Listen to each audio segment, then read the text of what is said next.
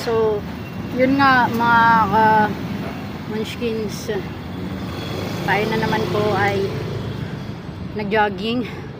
So, ang inabot po natin ay 4.2 kilometer for 23 minutes. So, may improvement. Alam kong hindi pa ganon kano, pero try lang tayo ng try mga kamunchkins. At sa mga kapwa ko applicant dyan na babae, tuturuan ko po kayo kung papaano po tayo makakapag start na makapag push up. Dati po ay hirap din akong mag push up. So nagano muna ako sa basic. So kailangan talaga is mag-start tayo sa basic. So nandito po ako ngayon sa May Magallanes, kung makikita nyo po. Ito po, yan, village po ito, pero may area po na tumatakbo yung mga tao dito. So sinamantala ko po ito, since na dito naman po yung area ko. Kasi nag-extra po na mag food panda. So nagbigay ako ng konting time, at least 1 hour.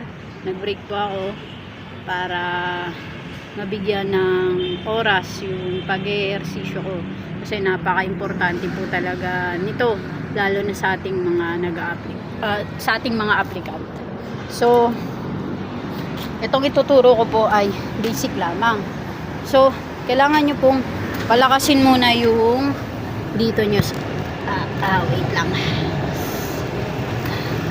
So mga kamunchkins at kapwa ko applicant, kailangan ito po muna yung mga palalakasin natin. Hindi po natin kailangan magmadali, gawa ng ito ay madadaan naman sa dahan-dahan. So start po, at least 1 minute po mag stay tayo ng nakaganito. Ito po yung mga strategy ko nung ako ay nag-aaral pa lamang pong mag push up. So ayan, mag-stay po tayo na at least 1 minute. Yan yung starting ko. Then hanggang sa natutunan ko po yung ganito. Yan. So matututunan po natin yan. Patigasin po muna natin yung mga dito natin. Yan. Lalo na sa mga babae, gawa ng tayo ay pinanganak na mahina yung ganito. So tsatsagain po natin ito. Konting buhat-buhat din po tayo. Hindi naman po yung sobrang mabigat na barbell. Hindi natin kailangan magpamuscle. Yung kailangan natin is masanay yung mga braso natin, na nabubuhat natin yung katawan natin. Sa mga overweight naman po, kailangan po natin magbawas.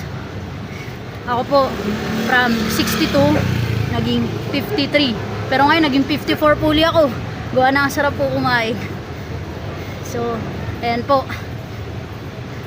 practicing po natin yan. Kung medyo nangangawit po tayo, ito po yung pahinga. Yan. Then balik po tayo para masanay po, araw-arawin po natin itong gawin. Hindi naman siya kakain ng maraming time. Yan.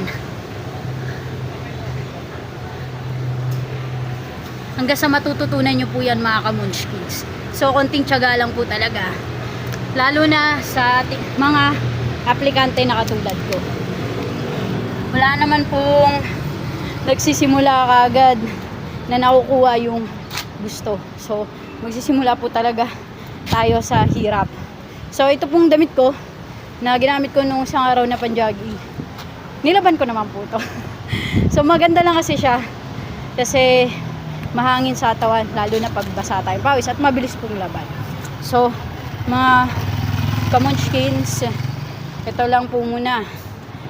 Sa susunod ituturo ko naman po yung mga basics sa batchmate ko po na si Ayla Durhan. Jogging tayo paminsan, asensya ka na tol, gawa ng sinamantala ko lang kasi napunta dito yung area ko. So nagbigay ako ng konting time. So for 23 minutes, 23.2 23 minutes, 23 seconds. Natapos natin ang 4.2 kilometer. So, may konting improvement. So, practice lang tayo ng practice. Muli, salamat sa inyo mga kapwa ko aplikante, batchmate, at sa inyo mga ka-munchkins. Thank you.